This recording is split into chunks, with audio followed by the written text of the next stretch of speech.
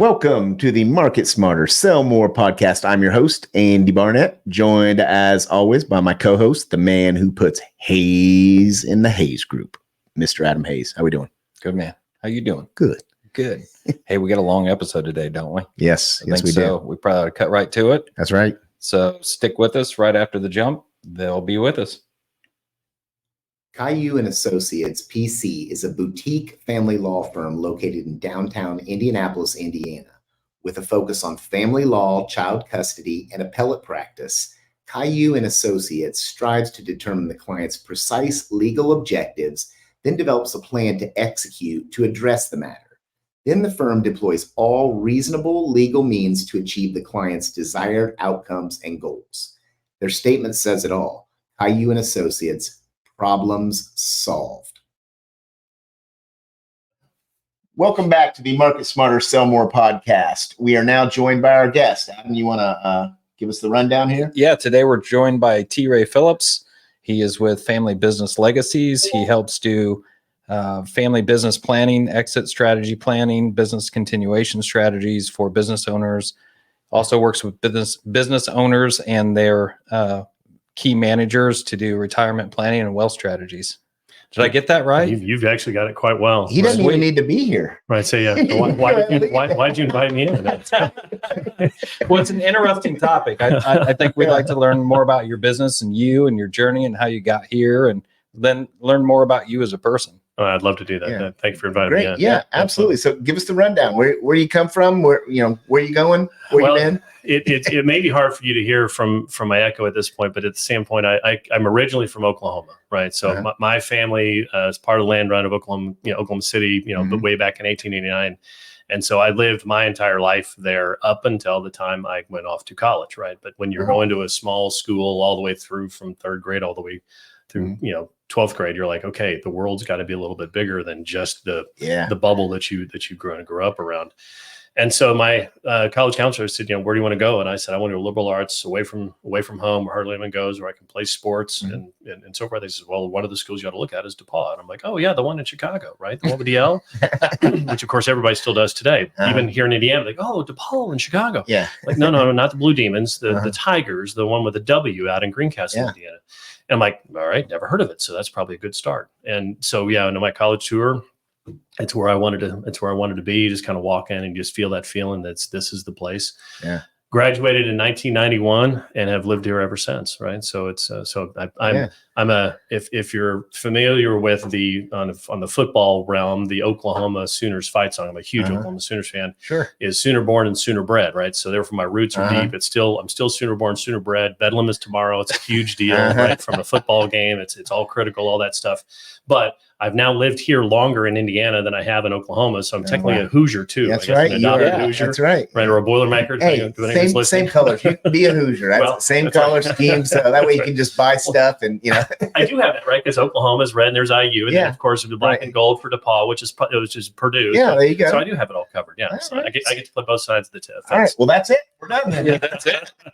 So I think probably a pattern that I've recognized with you is legacy. Okay, so if you think back to your fandom of Oklahoma football, you think about, how much you're involved with DePaul still currently, even though you graduated 30 some years ago, and then into your business, right? And working with families and keeping legacies going. So talk to me about that kind of central theme about, legacy to you and what it means to you. I do owe a lot, I would say, to both my father and then my grandfather, my mother's side, is that one of the things that just always, and it continues to this day, sticks with me, is leave something better than you found it, right? And that can mean lots of different things to a lot of folks depending on their situation.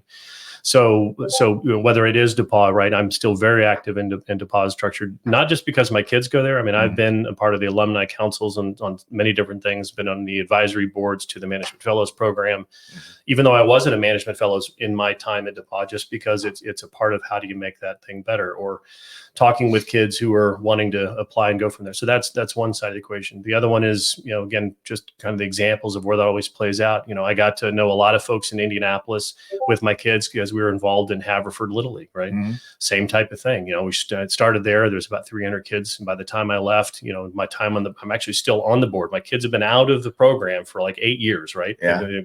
Literally goes through 12 years old. and so I'm still on the board there helping, but it's one of those things. I've now seen it. It's a 650 kid operation here in the central part of Indianapolis. And I love it. It's part of those memories for me. So all that legacy means something. Mm-hmm. And the same is true then if you own a business. It's not that always that a family wants or expects it to be owned by the same family for generations, but it's something lives then beyond them. And that's its own legacy. Sure. And the only way to allow that to occur is it has to be for the current owner better than they found it or how they started it in order for that to have any success. So it's just always that resonating. So I'm always looking for folks where that's important to them, right? Mm-hmm. They understand the aspect of the business and its success and its role within its own community, and how does it continue to serve that community, because their employees, besides just customers, employees are like family to them. So all of that I hope makes sense as it relates to what keeps me going, right? Even how I got into it to begin with. So take us from 1991, you graduated. I did, right? So take us from there to today, where you're running family business Legacies. So if most people who are my age, I'm 54, so if most people my age would remember what 1990, 91 were like, it was not a very good year to be finding jobs, period, right? So there's, recessions were going on. It was horrible. I was fortunate enough to get an invitation to work for a health insurance company that had just established a relationship up in Indianapolis, or presence here in Indianapolis. And it was through, my dad knew the owners down in Oklahoma City, and they started a place up here. So I worked for them. And so I worked in the small rural communities around Indiana, generally about 45 minutes or so outside of Indianapolis, for about 4.5 years in the health insurance world. But I always loved when I'm working with whether it be the farming community or maybe the owners within those communities, those farming communities, is just working with those. It's the salt of the earth, the people who make things, right? It's always fascinating to hear the story. How did these things start? So I did that for 4.5 years, but I wanted to do more than just health insurance, right? There was always something more. I was always thinking on a bigger scope of things. And so I got introduced to the financial services world, but I didn't want to just be some insurance person, right? And nothing wrong with it, but I didn't want to be that. There was a planning component that really was attracted to me. So the group that I started up with before I created what is now the family business Legacies is a financial services group that focused more on the planning side, and also had a lot of work focused on how to work with owners in relates to all their financial planning type of services. So that's where it started. And then in 98, so I did that in 96. So it went into the financial services. 98, I said, if I examined my book, if you will, my best, most enjoyable clients, they always happen to be privately held, family-owned businesses in the construction and the agriculture and the manufacturing space. I mean, the stuff you would normally say to do to, focus your marketing on who your targets are, right? So I figured out who my target market was. And I started Family Business Legacies in 1998, when I said I needed to be known in that space, because exit planning, as commonly known, most people would know that terminology today. In 98, exit planning was not a term that people either understood or even thought was a healthy term to even be discussing. Right. So that's kind of where it's precipitated as far as where I began. So that got me to at least 98. I'm going to stop there in case we need to switch. No, that's fine. Why do you think that is? Just to elaborate on what you said about why, that wasn't really a term and almost something that, didn't want to, that you didn't talk about. Why do you think that is? And how do you think that's evolved and why? That is a good question. But if I reflect back on where I was at that time, if you think about, or if I didn't bring it with me, but if we had the data of who owned businesses back, call it now 25 years ago, when I really started doing this, and before, you were dealing with the silent generation. And of course, that generation of folks, who some of them still technically own businesses today, right? It's strange to think, but there are some very successful ones that are owned by very old people now. But generation was brought up of you don't talk about money. You don't have discussion about, what's happening between generations. Sure. It was sort of, it's not permissible to. So there wasn't just much going on as openly as it probably should. Only I would say sometimes from a societal fear of it being a sign of weakness or something of that nature. Sure. You're absolutely right about that. You're right. Yeah. So that was what I at least saw, and at the same time, kind of another element of the backstory of why I got into doing what I do is my family started a business back in the land run, right? So my great-great-grandfather was a school teacher in Missouri, knew the business, knew the folks settling in the territory of Oklahoma would need food. And so he figured out a way to refrigerate boxcars, right? First to do it, ship stuff from Chicago down to the territories and started a produce company, right? And that fresh fruits and vegetables, which was unusual to think you could do in the heat of Oklahoma. Right. Grew into a 3-state operation. But the terminology I to this day still use is history repeats itself until we choose to learn from it. Yeah. And so the challenges that my family faced back in the 1920s, so now 100 years ago, right, are the same issues that I continue to see happen in every business today. What are those? Well, so one of them is not really a good transition plan at all, right? And even that terminology, the transition plan, that still can be thought of sometimes as quite nebulous, even though there's more awareness of the term and that there's probably an importance to it. But there isn't a plan. Everything's reactionary, right? There's not any proactive elements to the conversation. Oftentimes when bad things happen, then that's when planning takes place. But of course, you're kind of hard-coded into your options when it's a reactionary type of plan. So my great-great-grandfather's scenario was what was occurring in the 1920s was a whole different industry had developed by then in Oklahoma. We all probably know about it. Oil and gas, very prominent, more so in Texas, but still so in Oklahoma. Well, his two boys really wanted to be in the oil business, right? And yet this was a very successful produce operation, 3-state operation. Yeah. And he wanted to keep it going, right? So he had the short version is he had given stock to his sons, thinking it might incentivize them or golden handcuff them, but he forgot to legally structure the rules of how that could be transferred. Those boys decided to sell their interest to a competitor, got their money, and got into the oil business.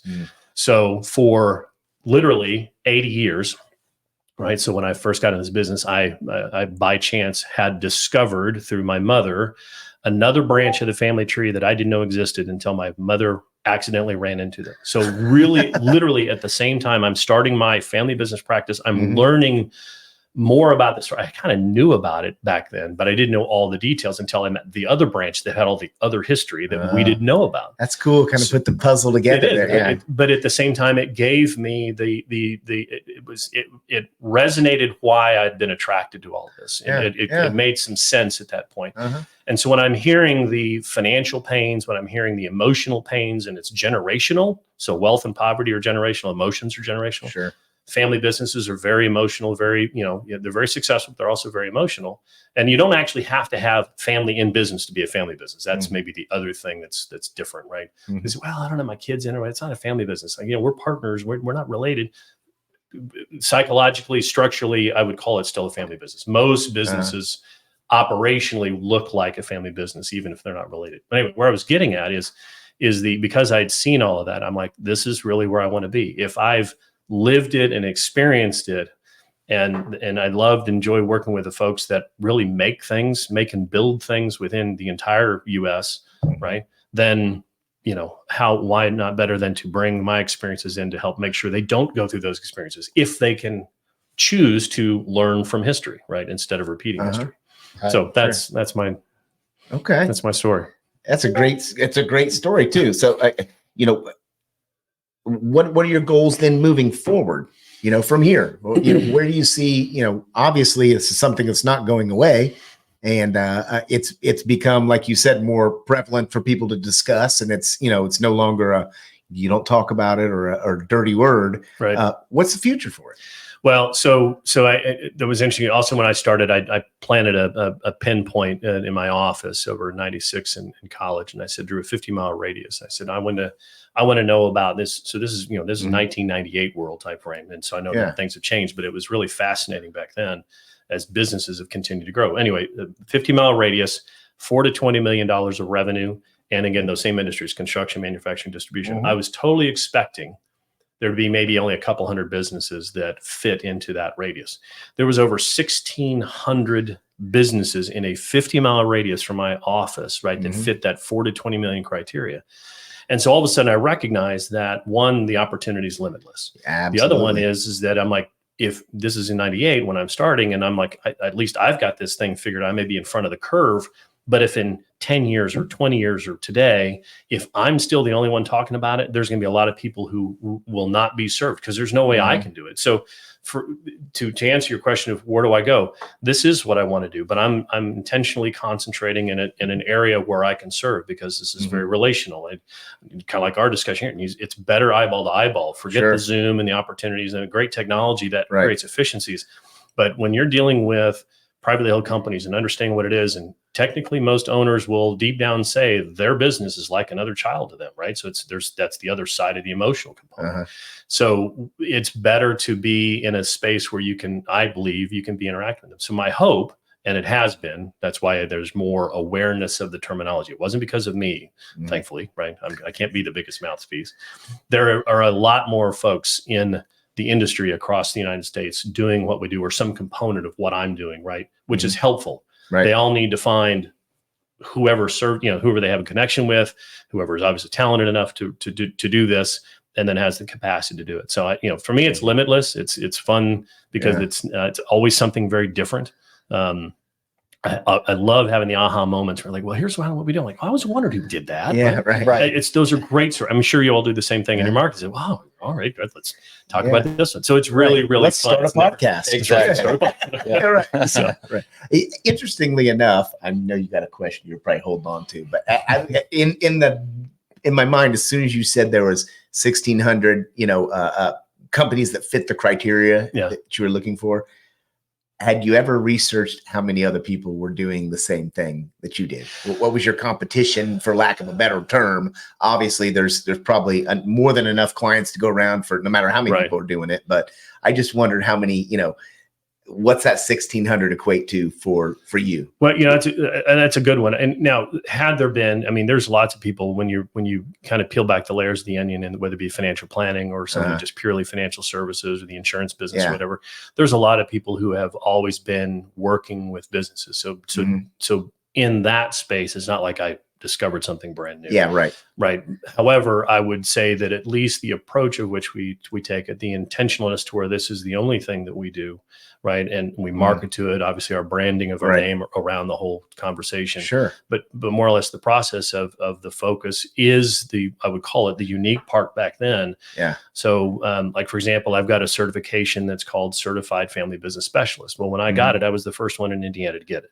Now today, I think there's about a half a dozen others who have that designation. There's some other designations from other planning groups now. That kind of answers my question, because you're right. I can see where, a lot of more financial institutions be like, yeah, we do that. We do that too. That's part of our services. It's not your focus. You'll say you'll do it because you'll take, you'll gladly take their money. But that's interesting. Yeah, if you do any work with a business owner, you can say you're in business planning. Yeah, right. But every time I've worked with somebody, and I've never worked with somebody who hasn't worked with some other financial services oriented type of, or even planner before, and they say, yeah, no one's doing it like what you're doing it. So it's still a unique.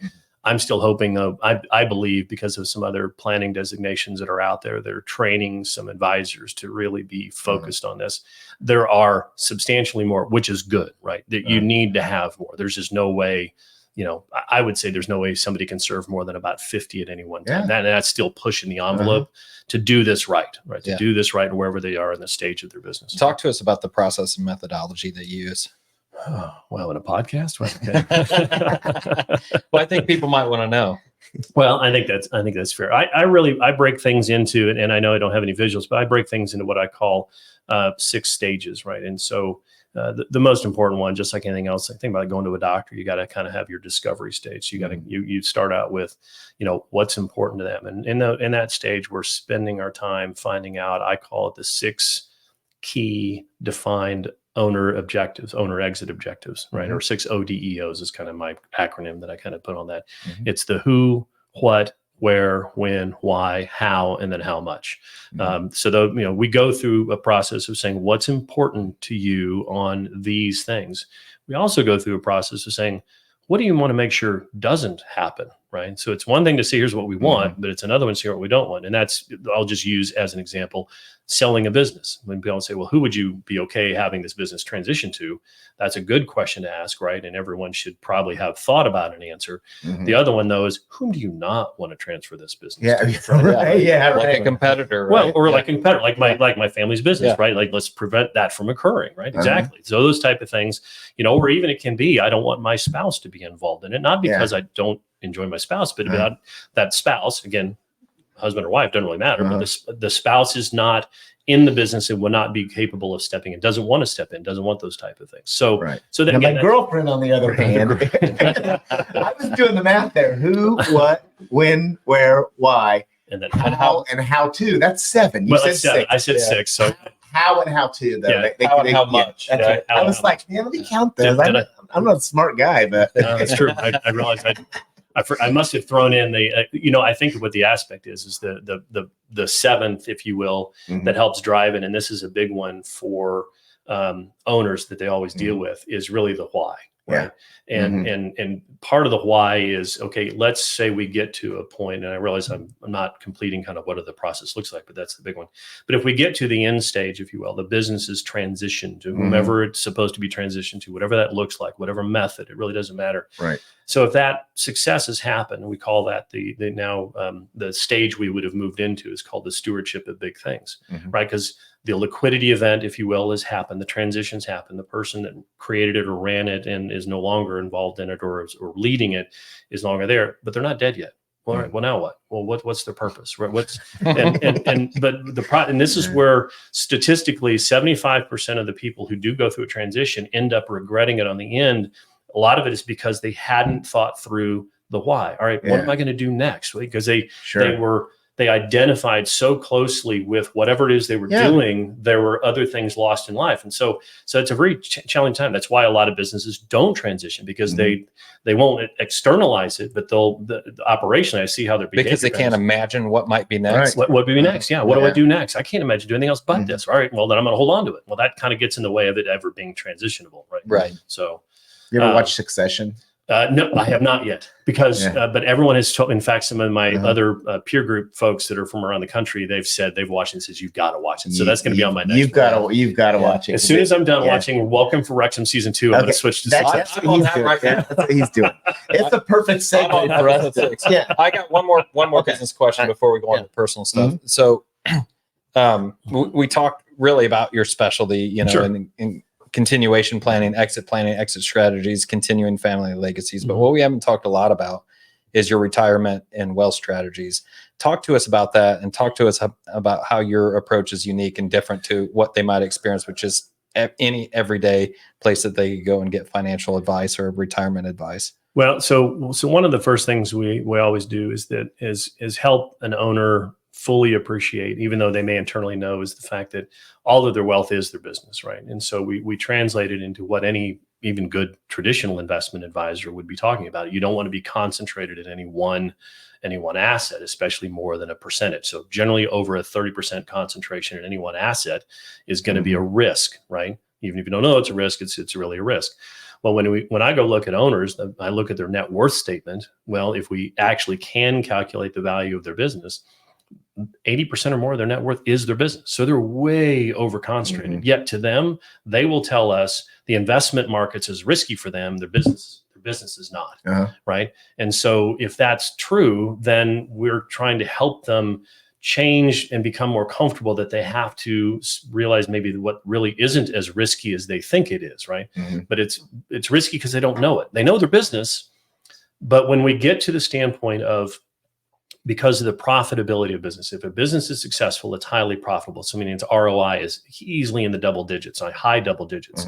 If you go look in the investment world, there isn't any investment platform. I don't care how good somebody is, right? I guess unless you're Bernie Madoff, right? But there isn't any investment platform in the world that will guarantee you double digits or will produce double digits or the potential to produce, not for very long, or at least not continually. So even if we were able to sell the business for most clients, and if there was no such thing as a tax, right? There's no such thing as income tax, which we know there is, then there's no investment portfolio that you can take the net proceeds of the sale, invest it in any strategy, I don't care what it is, and produce the same income that they're used to, right? So what we have to do over the period of time is saying, what are we doing to create enough assets outside of the business before the transaction occurs? One, not only get used to what the investment world looks like, so they're no longer as feeling it as risky, but so that they don't need to sell the business at a point that, or at a number that they can't justify or won't be able to get, right? In that aspect, so that they can sustain their lifestyle. So a lot of the fact that if an owner is this, we call this term owner centricity.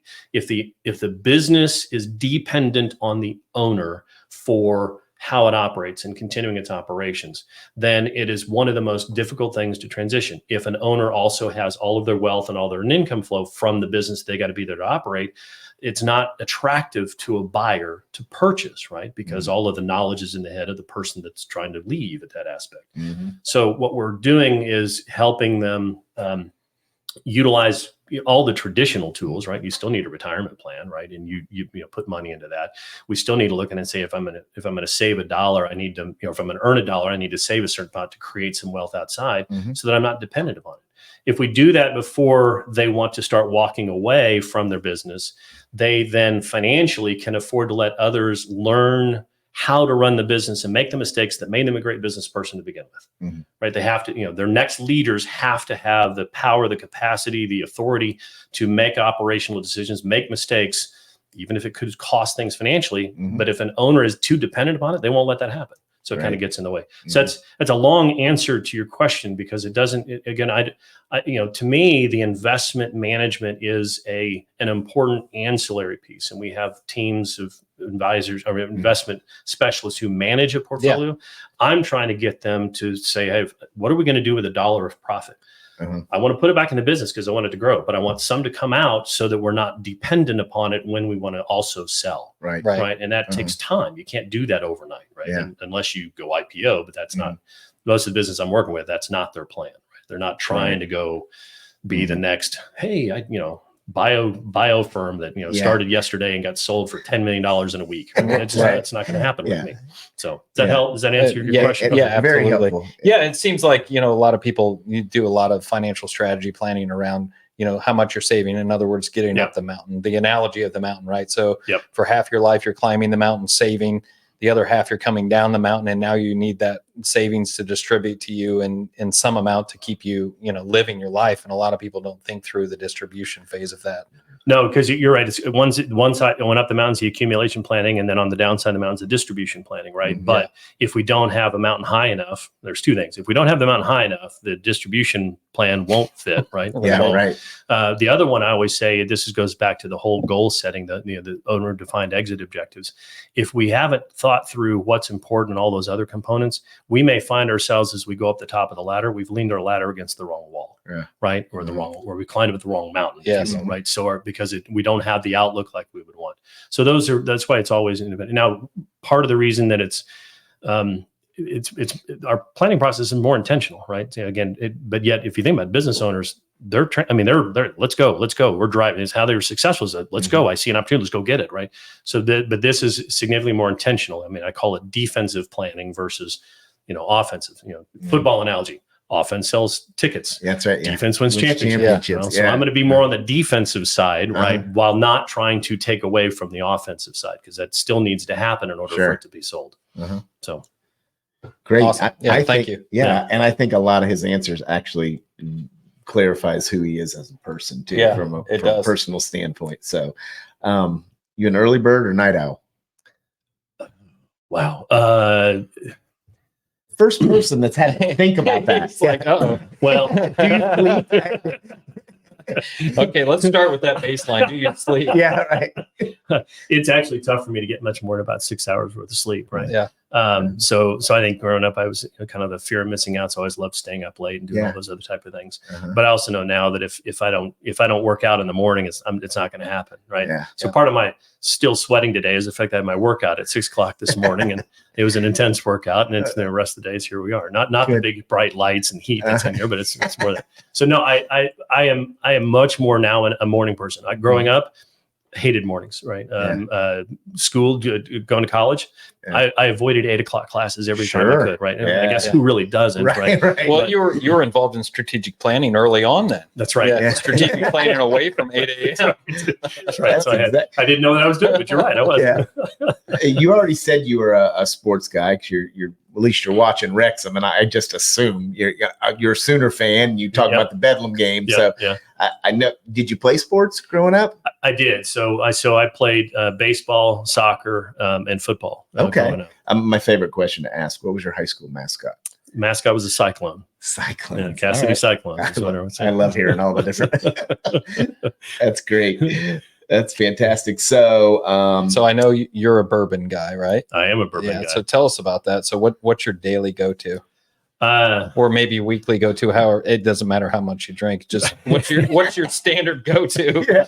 I tell you, I have come to the point. It's my experience with bourbon has really, it's been amazing. So I always love to kind of tell this story. Growing up, my folks were Jim Beam, right? Jim Beam and Jack Daniels.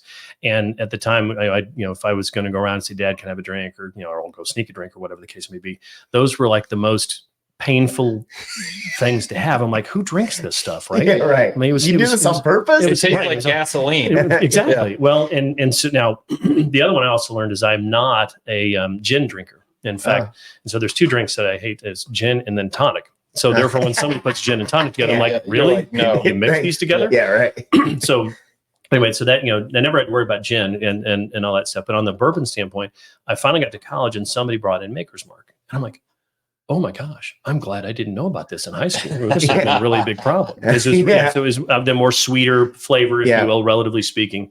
But then, of course, I've grown it in, and I really just now today I will, if I'm not going to drink, a cube with, whether it be Bullet bourbon, which I've now grown used to enjoying the rye side, but also just the traditional bourbon. Or Angel's Envy, then I'm going to have an old fashioned, right? So those are I'm going to call it my go-to. If I'm going to do a cocktail, it's going to be an old fashioned or just on the rocks. There you go. Yeah. So what's one bourbon that you haven't tried that you really want to try? And why? There is one that all I keep hearing about is all the time. There's this really, really, really expensive one, right? That everyone talks about. Pappy Van Winkle. Yeah. It's hard to get, right? Well, and so I've heard it's expensive, which is probably why it's hard to get. But then it's no one really has it. Much less am I going to go and say, hey, you mind cracking up your Pappy? Right? It's like $1,000 or something like that. So, but it would be fun to one time saying, I had a Pappy. I'd be curious. I think it's just an urban legend. It's one of those things. It's like going snipe hunting, right? Yeah. It's just like this urban legend. Yeah. Well, it makes me wonder too, supply and demand of that. Is it really just that good? Yeah. Or is it the exclusivity of having I don't think you'll ever know. I won't know because I'm not a big bourbon guy. So I'm more of a beer guy myself. Well, which ironically, I like gin and tonic. Really? I'm more of a clear liquors guy, and that's strictly due to bad experiences before with the brown liquor. So, well, now if you put me with a good vodka, I'll have a martini. Yeah, I mean, absolutely. But it's just I don't know, just gin. I'm like, and it's my wife and my mother-in-law's favorite go-to drink. Okay, I'll make it for you, but I'm not going to drink it. It smells like pine trees. Yeah, it does. Yeah, like kind of tastes like it too, a little bit with a lime. Yeah. Pine tree with a little lime in it. Yeah, it's great. It's an acquired taste for sure. Music guy? Just don't ask me to recall all the stuff. So if it's ever like one of those what's this song or whatever the case may be, I'd totally have to do all right. So we'll ask it a little bit different question. So what's your soundtrack when you're working out?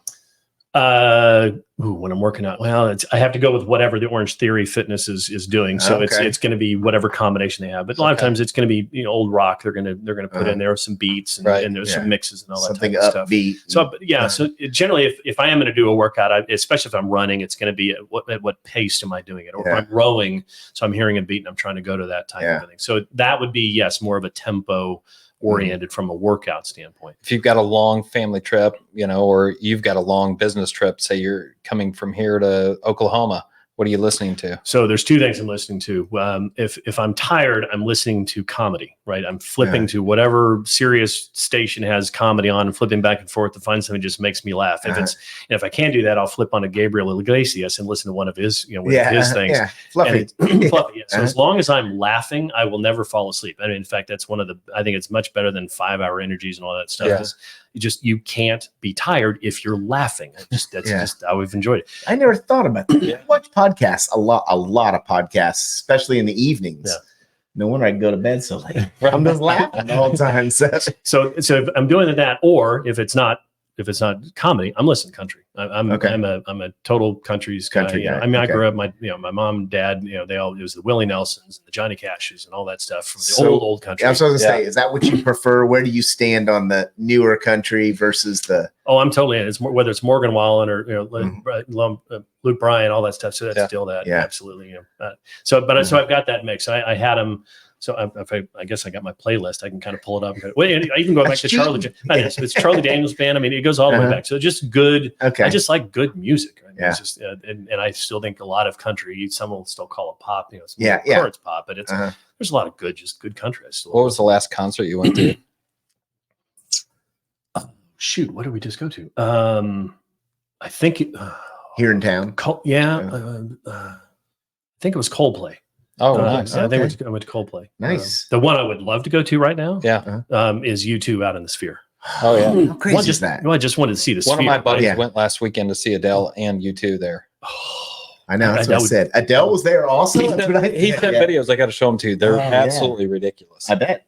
So cool. I bet. I want to guess that place was over $1 billion to build. Well, and it sounds like it's going to pay for itself in the first year. Yeah, exactly. Right. It's just crazy. That's nuts. That's nuts. So television, movies, do you prefer movies or TV shows? I'm actually a movie guy, right? So it only because I get to avoid the commercials as I'm watching movies. Right? So in fact, if we're on a TV show and they happen to be the commercial version, I'm like, no, let's go to Netflix or whatever. Let's find this. Yeah. In fact, I'll pay the $10. Exactly. Yeah, right. Yeah.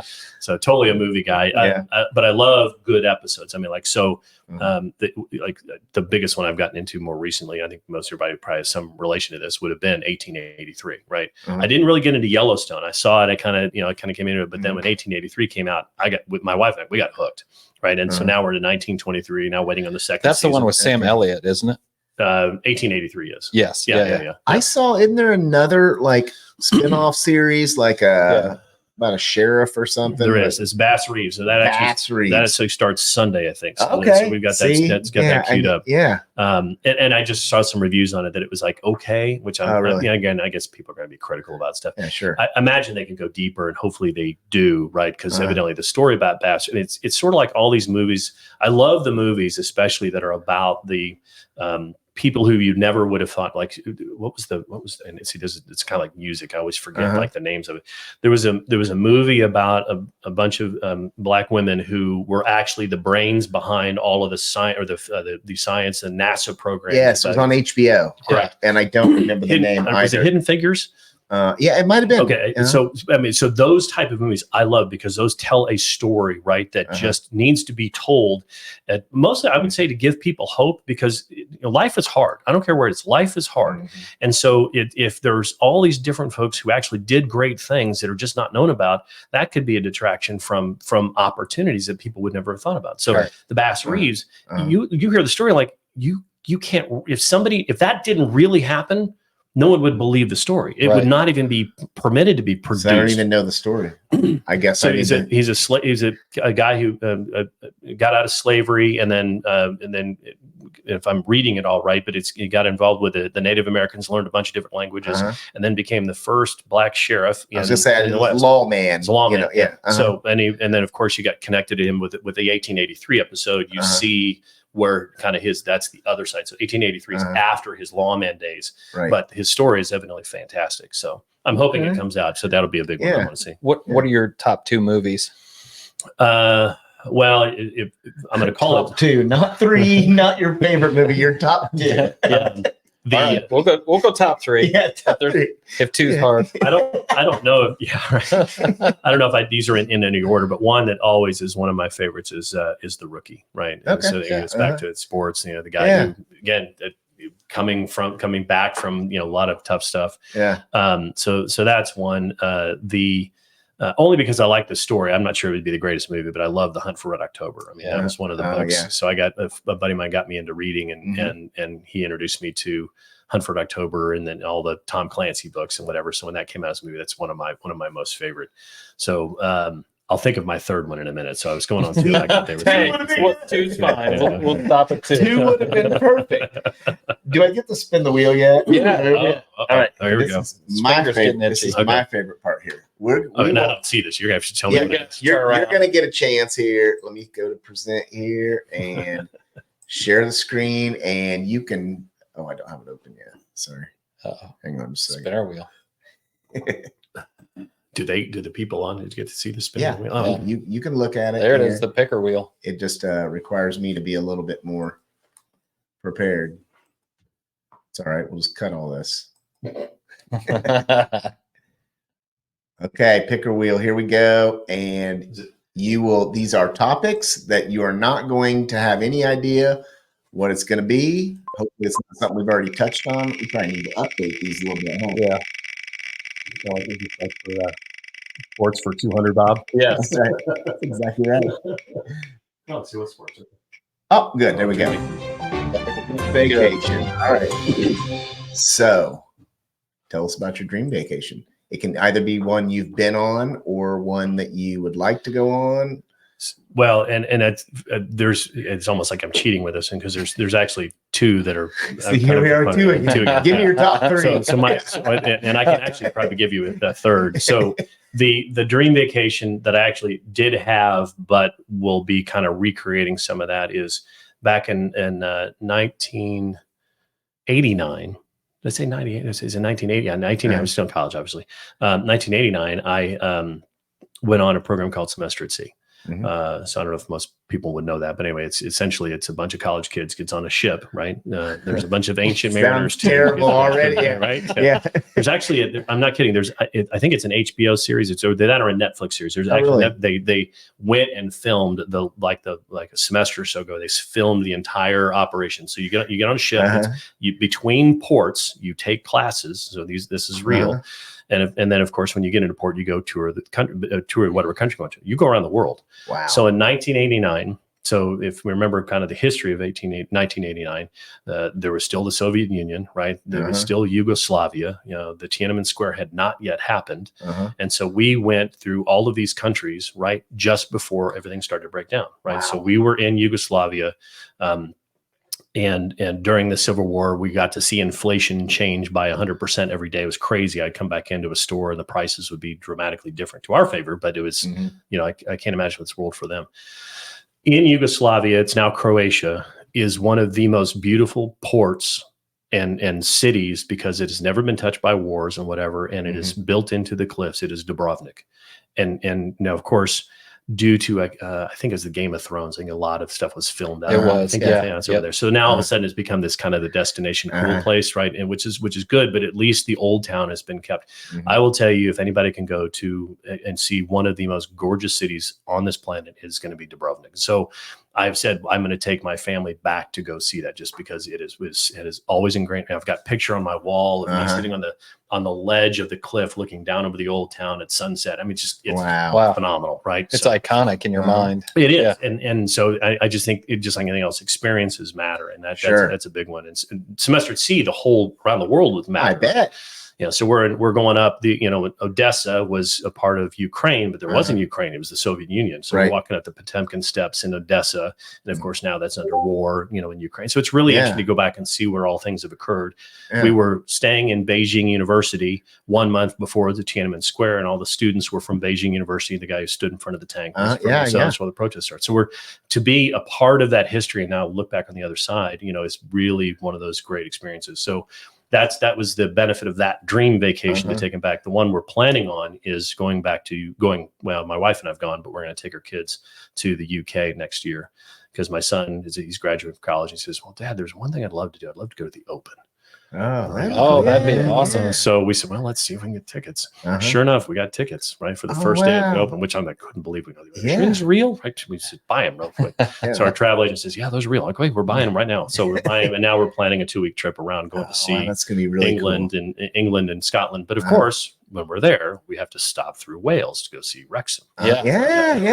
So that is our current dream vacation. That's cool. Very cool. Very cool. Well, I think you got any more questions? No. I feel like we know all about T right now. No, I mean, we can if you're dying to, but I'll keep talking. I love this. Right? This is great for me.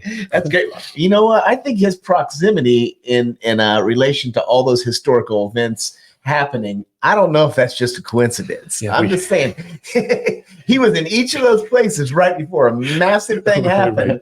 We might have a sleeper agent on our hands. Some of them were good, right? I mean, a couple of them were good. We actually talked about that. It was like, because every we'd go leave and something would happen. Like, what did we do? Right? You're on some list somewhere. We can keep recording, and if we want to use any of this, we can. Sure. So, did you ever watch Band of Brothers? I have not. Okay. I've heard about it, but no. I think that might be one that you would really enjoy. Right. Yeah. Okay. All right. Fascinating story. Okay. Yeah. Real story. What's it? Oh, is it about? No. What is it about? It's about World War One. Is it one? Yeah. Oh, is World War One? Yeah. It's a nice HBO. It's the one with major winners in it. It's phenomenal. Actually, I was thinking you were talking about more of a different show that had something Badlands or something like that. Band of Brothers. No, I would love to see that because it's a history. It's one of those like mini series, like HBO, like several episodes, but like in movie format. You know, 10 or 11 episodes, and then you had probably 3 or 4 extra episodes at the end of it where they were actually interviewing the soldiers that were still alive and recounting their stories. It was fascinating. So I just remembered my third movie. It was Saving Private Ryan. So man, the opening scene in that still gives me chills. That's what I was getting ready to say. Same where thing. the tank is crushing through the town. You got to just. I mean, it's one of those you got to go see on big screen. Right. I mean, it's great to go replay it because it's. I'll sit and just get cranked into it. But did you watch Greyhound on Apple TV with Tom Hanks? Yes, we did. Yes, absolutely. I haven't seen it. It's the one about the Navy. They're out at sea. I can't remember the exact storyline, but I think you'd like it. Do you have Apple TV? Yeah. Not my account. I'm using somebody else's. Was it? I may be confusing. So was that the one where it's USS Indianapolis where he got removed from command? Yes. Yeah. Okay. Yeah. It's a really good one. Yep. Fantastic. I mean, it's one of those sad stories of what you're hearing come out on the other side, but anyway, it's great. Yeah, it creates a hero out of him, where like the media would lead you to believe, or history would lead you to believe that he should have been removed from command. But it's a great story. It tells the other side of the story. Like every story's got 2 sides. They're actually covering the second side of that story. So my synopsis, based off having not seen what you just said, is Tom Hanks gets removed as a naval captain and then sent to a different boat where he becomes Captain Phillips for his next movie. And Somali pirates try to take him. Separate by a few decades, but yes. I think I combined. I think you collapsed a few timelines. You know what? Don't even tell me what it's really about. In my mind, I just created the perfect movie. But remember, then after he got out of that boat, out of that mishap, then he became the pilot of the plane that went down to New Jersey, and it was the savior there. That's right. And he landed it in the Potomac. Yes. Right. And then he crashed on an island. That's right. And was stuck there with volleyball Wilson for several years. Yeah. He's had a rough life. Yeah, we've all seen this story before. Wilson. So if you had a third movie, what would it be besides Saving Private Ryan?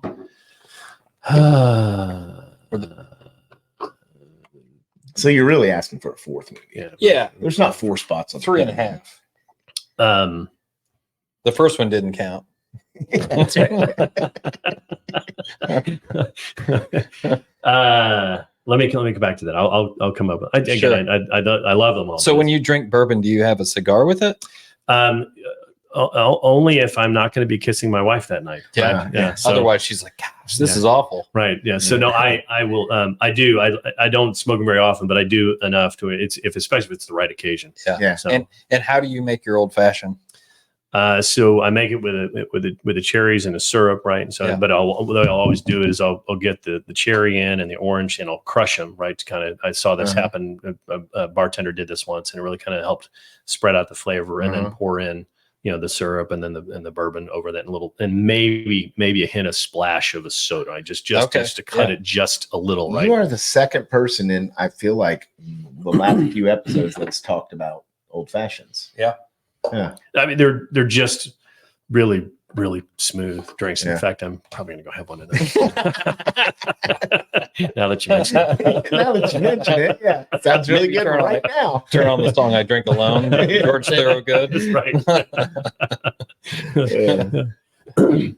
But I no matter how much I prepare it, there's the people who know how to make a good old fashioned.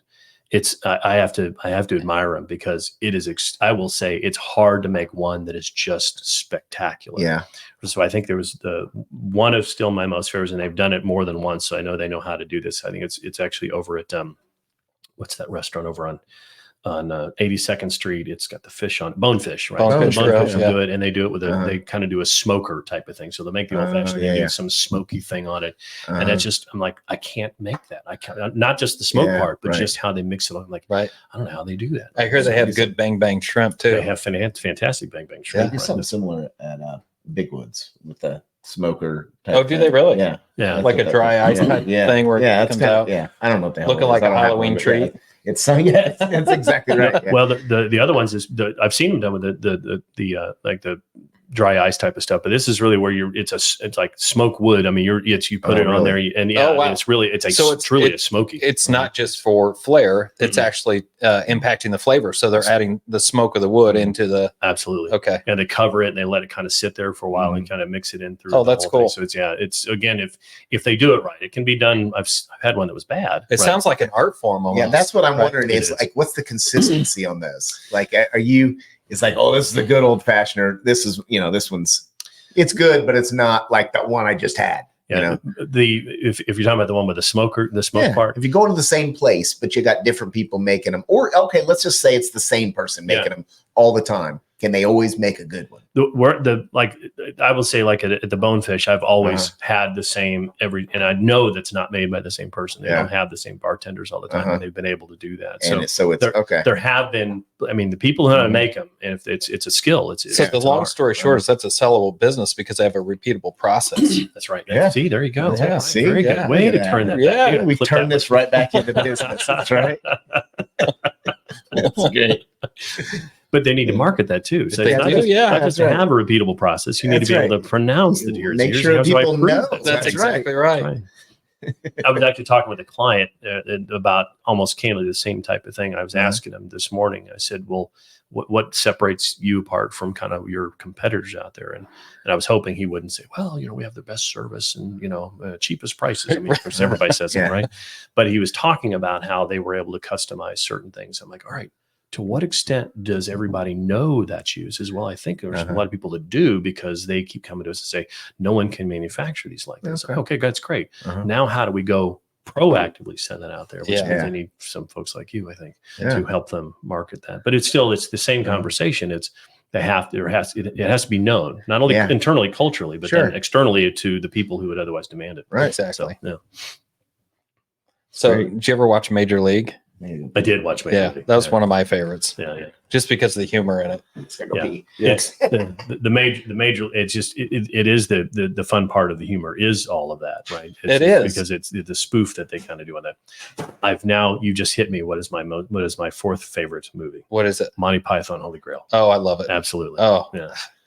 It is. every moment of that. And I pick up something new every time. Well, and actually we now have it to where if somebody's going to come into our family from a relationship standpoint, if they don't like Monty Python, we actually like, who are you? Yeah, exactly. It's like, really, you probably don't want to date that person.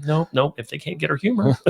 Old woman, man. Yeah. So it's that goes to my sixth sense or sick side of the equation, because it's hard to people to appreciate English dry humor. But that is some of the best. It is. Right. Yeah. So anyway, so that's my fourth favorite movie. I'm an English humor fan. In fact, I've went off the rails several times. I've watched Fawlty Towers. Have you ever watched that? It's episodic with Cleese, and it's about a hotel and just the running of the hotel, and with the most curious and interesting and off the wall British humor. No, I've not. I've seen that. Well, so within the same concept of then humor, Spinal Tap. Right? I mean, that's the other twisted side of things. That's a classic. Well, go turn it up to 11.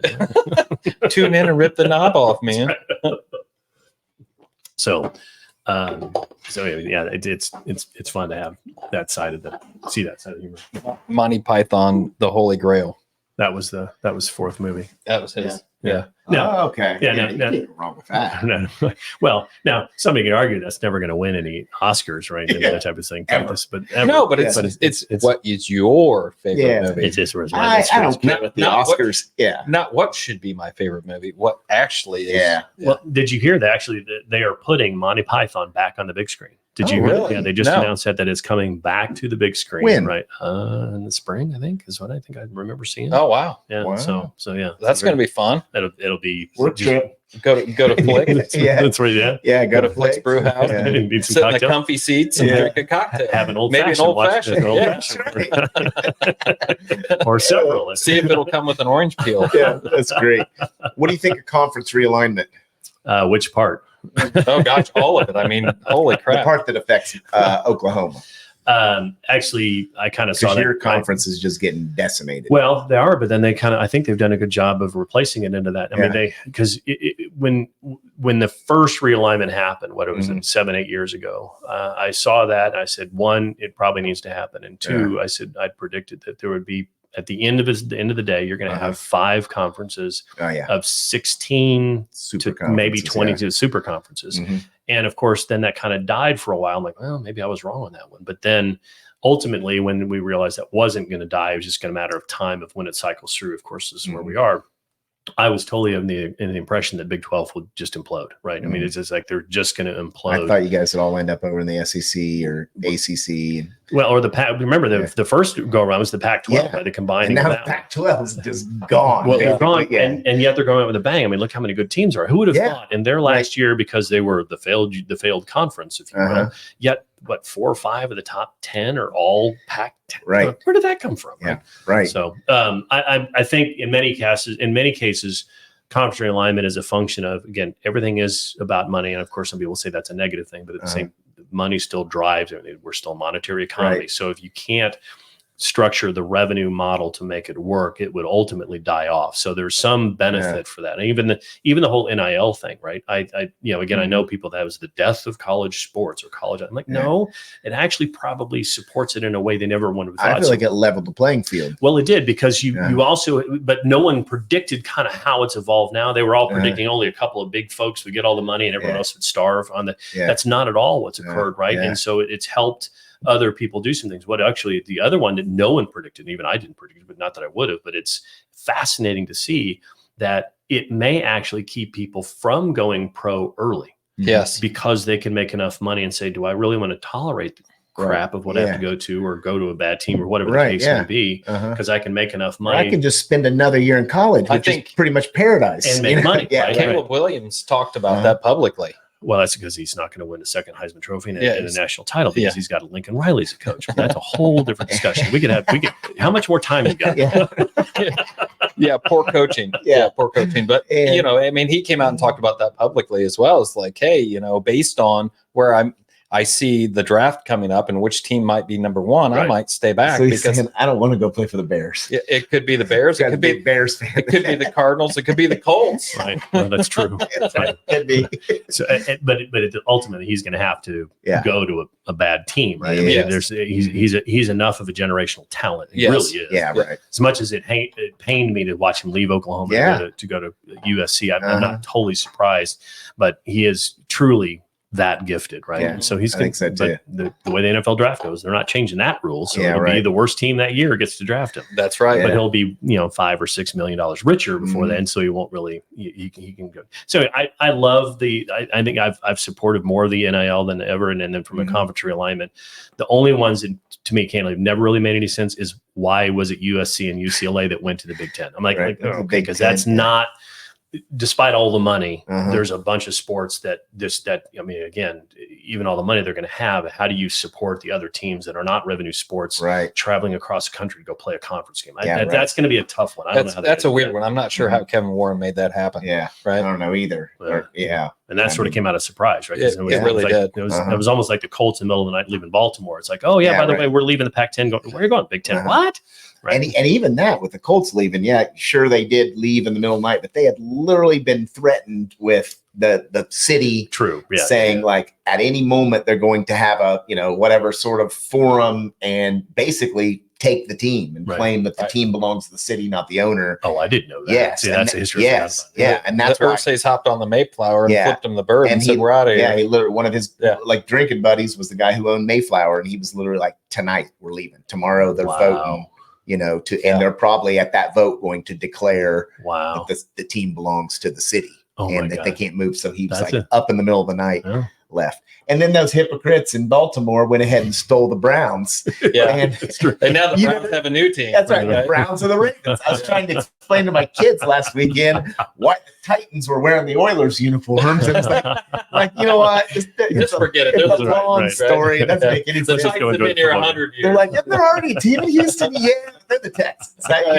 Explain why. That's why there's no Jazz in Utah either. But exactly. But they used to be in New Orleans. Yeah. So. What I will say though, going back to the conference realignment, if there's anything that's come good about like even the SEC, kind of where they didn't, even though it's the conference everybody loves to hate, understandably for a lot of other reasons because of their arrogance and that stuff. But what is now with Texas going back into the SEC, you now reestablish some traditions that have been gone, right? Yeah, right. So you're gonna have Texas A&M, Texas, Arkansas on a more regular basis, those type of things. They're gonna. What I'm hearing, I'm hoping it's true, is they preserve most of the traditional rivalry games, right? I hope. I forget. I don't know if Alabama and Auburn play in the neutral side or if they go home and home. I don't know. I think it's. You know what? I don't know. You're right. I don't know if that is a neutral site game or not. It's the Iron Bowl every year, but I feel like they may be back and forth. I know venues. I don't know. I know it used to be nutritial, and so if it's not anymore, it used to be. And so I think one of the greatest tragedies is one of the disintegration of a lot of the rivalry games, but especially in a neutral site. So if you've never been to the Oklahoma Texas football game at the Cotton Bowl at the State Fairgrounds, it is one of the most crazy experiences ever. And I've got my neighbor's son is an Auburn. He's at Auburn now. And so he's been to all these SEC games. We took him down this past October, just a couple weeks ago, to the Oklahoma Texas football game because he's always wanted to go. And he's like, I've never seen it like this. Isn't that the Red River? It's a Red River rivalry. Yeah. It's somebody say that 5 times quick. Right? Yeah, right. I can't say it once. Right. I don't even get it out of my mouth. I'm not sure who the marketing genius was to come up on that one. That's right. That's a painful alliteration to say. It really is. Yeah. Somebody's got to come up with a better one. Right. Yeah. So what is the mystique around that game in particular? Several elements of it, right? So the one thing that, because it's been played at the state, so the first is the fact that it's played inside of the state fair, right? So the State Fair of Texas is going on, and State Fair of Texas is massive as a fair in and of itself, right? So it's probably 5 times the size of the Indiana State Fair from a physical layout standpoint. So then you drop this massive 98,000 seat stadium, concrete, stadium inside of the state fair. So that's also in there. So during the game itself, you have the stadium split in half down the 50-yard line. The north half is orange, right, for the Texas, and the south half is red for Oklahoma. That's always the tradition. It's always been the case, right? And so while there's 95 to 98,000 people in the stadium during the game, there's another 100,000 people out in the fair, right, during the game. So it's just cool. Yeah, not to mention the fact that they're two traditional powers, right? That every year play at a neutral site, which is cool. Yeah, it sounds like the Indy 500, right? Yeah. You get 70,000 people in the track, and you got 500,000 people drunk and laying around. Yeah. Right? Yeah. That's absolutely true. And so that even Jerry Jones, tried to steal and tried to pony up all this money to pull the Oklahoma Texas game. He's a big Arkansas guy. Well, he is big, right? He's a huge Arkansas fan, but he of course really wants money for his stadium. He tried to pull it over to Jerry World, right? Yeah. Which is it's I almost kind of like to call that stadium is like a mausoleum, right? You walk in first, as you go through the glass doors that open in the carpet, you're like, okay, I can feel the money just flowing out of my pocket. Right. So that's coming. And then you're like, as you walk in, you're like, this isn't a stadium. This is now granted it's cool. It's 100-some-odd-thousand people. I get it, all that stuff, and the big screens. I mean, so it's cool to go there once. I'm like, this isn't football. Yeah, right. Yeah. But so Jerry tried to buy out the deal to come over there, and the school said no. And I think that door has been closed, hopefully forever, including never going back to home and home. I'm not sure anyone remembers when there was a home and home Oklahoma and Texas, and I hope we never get to see it, because I think it would lose a lot. Yeah, I think so too. Wouldn't be the same. But all the other ones, I'm happy to see Texas A&M coming back. I would love to see Notre Dame, Michigan. Well, they're back playing. I don't know if they're playing regularly anymore. But all those types of rivalries, you'd love to see. I don't think they didn't play this year. They didn't. Okay, I think their contract ran out, so Notre Dame's not playing. Several teams that they ran out with too. Purdue was another one they used to play. All the time too. I think that one even dates back further. It seemed like USC and Notre Dame always had a big rivalry. They still do. They've kept that. That's the interesting one that did get kept, right? Versus the other ones that kind of went away. You would think the more logical one to keep would be the Notre Dame Michigan. They're right across the state line. Right. And they still used to be Notre Dame would play all the service branches too. Correct. They don't do that anymore. I think maybe they still play Navy but they don't play them all. They do because part of it is that because of the AC, they're tying with the ACC. They have to play a certain number of ACC teams. They had to make a cut somewhere, which is unfortunate, but it's a money thing. They just need to do the Big Ten. I don't know why they haven't already. I'm surprised they haven't. Yeah. Right. Money wise, contract with their own TV contract, always kind of works out. Hey, before we run out of time here, I want to make sure I film a closing. Go for it. So anyways, we really appreciate you joining us here, T-Ray. And where can people find you? Where we will post links on the video where where they can find you. But if you just want to go ahead and tell them, where to contact you at, website, email. Yeah, absolutely. So if you just want to walk into my office, we're over at 96th in College, so 900 East 96th. Would you prefer that? Well, no, that's fine. Yeah, I mean, people greet you at the door. We'll say hello. I mean, that'd be fine. That'd be fine. But if you free old fashions, you heard it here first. That's right. I'll make sure I start stocking up. I'll tell my office, hey, here we go. My website is familybusinesslegacies.com. Right. Okay. So just as it sounds, family business legacies. Email is TR Phillips. So T like T-Ray or TR Phillips at fblegacies.com. So those are the best ways to get a hold of me. So great. And whatever else you have posted up on the screen, will be on there, phone numbers, all that stuff. Awesome. So awesome. Well, great. Thanks again for joining us. My pleasure. And we really appreciate it. And, we enjoyed it. If there's more discussions around this, I'll be happy to do it. Yeah. So absolutely. We'll have you back on for another episode. Yeah. That'd be great. Absolutely. I'd love it. Thanks, guys. Awesome. Right, thank you. Appreciate it.